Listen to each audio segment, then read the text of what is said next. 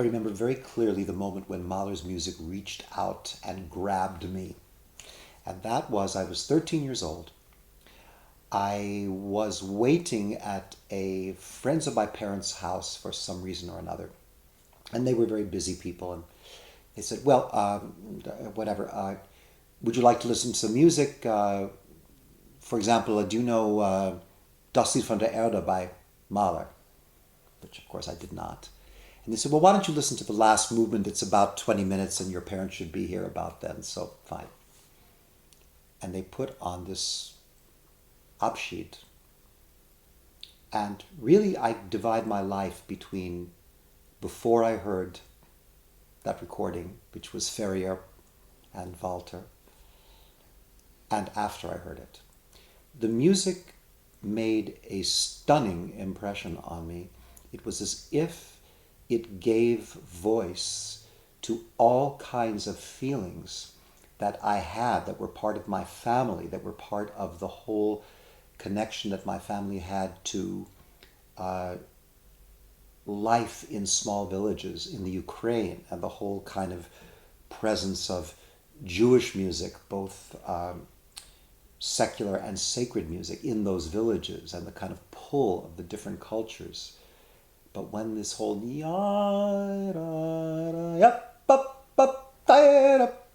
this went right into my heart, I could not believe that such symphonic music existed. And I never got over it. When I was 24 years old, and the very first one I did was the Ninth Symphony, which everyone thought was completely crazy, but actually it was the symphony that I think spoke to me the most. Those were the two pieces, Das Lied von der Erde and the Ninth Symphony, that for me were the most natural at that point.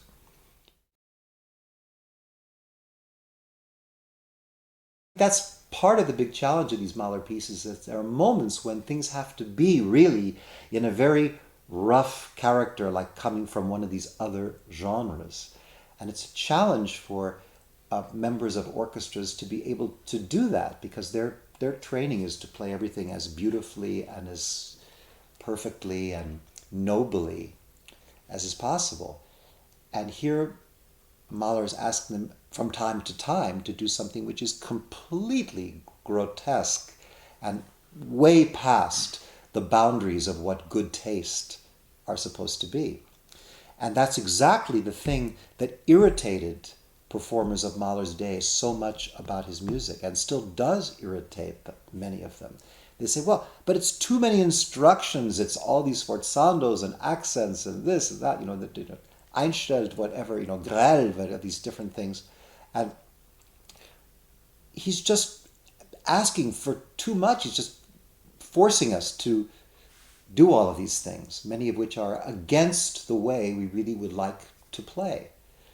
But of course, Mahler is really wanting the symphony, his world, to represent the worlds that he actually knew in his life.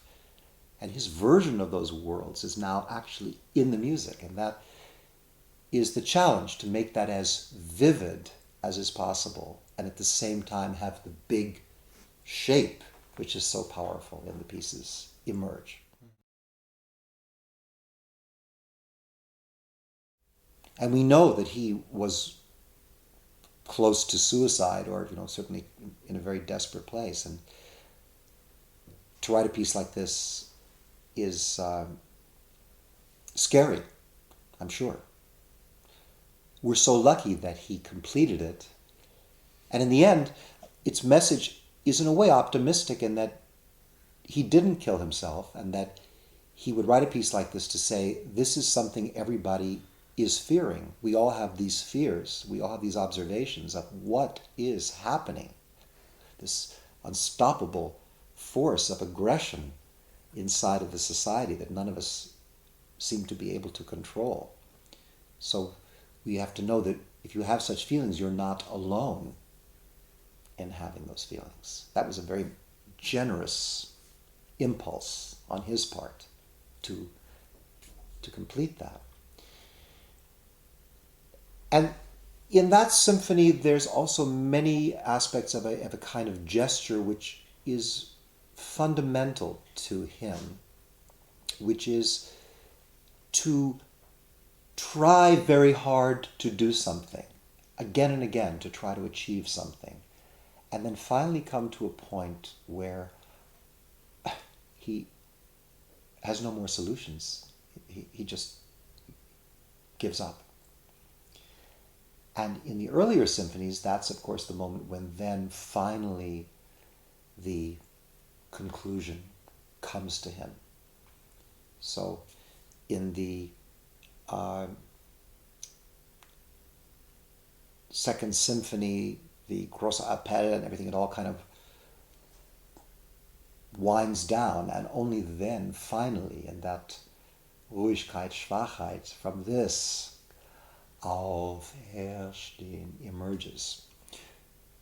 Or in the Third Symphony, where he keeps trying to get to D major, and no matter what he does, he always hits that B flat, and then suddenly it's all back to all over again.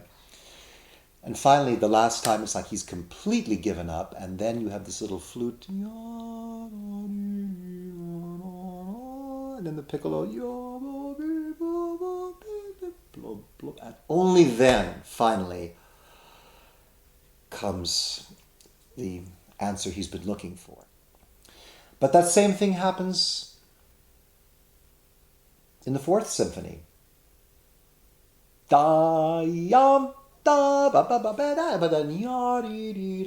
It just disappears into nothing.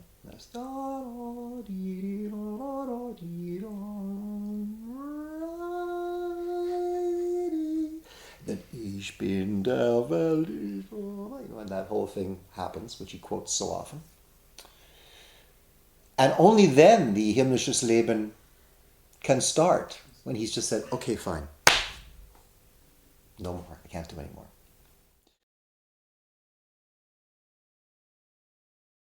It really seems to me there is a very big connection between Schubert and Mahler. Because what Mahler really is doing, he's pursuing Schubert's goals with Wagner's techniques. In that Mahler's music, like Schubert's music, is much more based on song forms and dance forms. He's not doing the Wagner abstraction, chromatic, now we're going, he's not doing that. He's aware of it, and he knows harmonically and orchestration-wise, of course, from his experience as a great conductor, he knows exactly how it all works. But that's not what he's writing. His material is da da dee da dee da dee dee da dum da ya da da dee da dee da dum da dee da da dee da. That's the world. Yes, I mean, as he goes on, he gets more and more interested in very slow tempi. So in the latter pieces, there are some of the most difficult things to do. I mean, the last movement of Das ist von der Erde in the end of the Abschied, when you have this blop, blop, blop, blip, blop, blop, this rubato of twos and threes and fours and some pizzicato and some tenuto cantando, and all this has to somehow work. It can't sound like it's in a kind of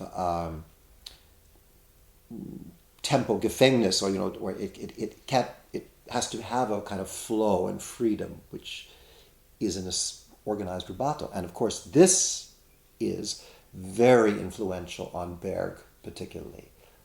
So many situations in Berg, these half note equals 38 and all sorts of things are going on. And it doesn't really work to subdivide this music. You have to be able to just and some people are going and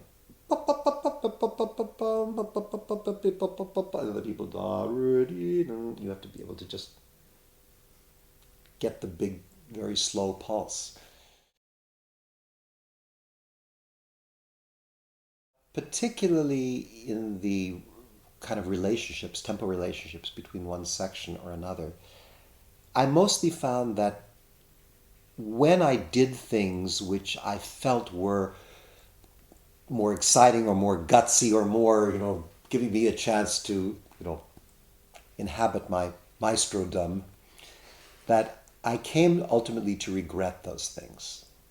That I felt, as I understood more, that they obscured some points which were better, stronger.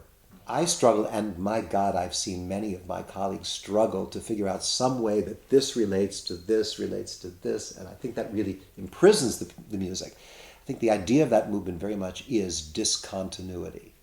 It's like it anticipates techniques in film or in sound editing of just jump cut, bang, just da-da,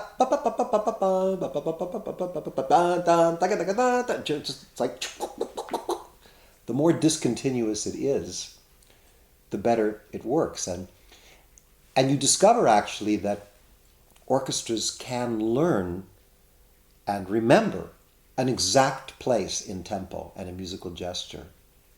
And they can just go from one to another in a very exciting, if dangerous, way.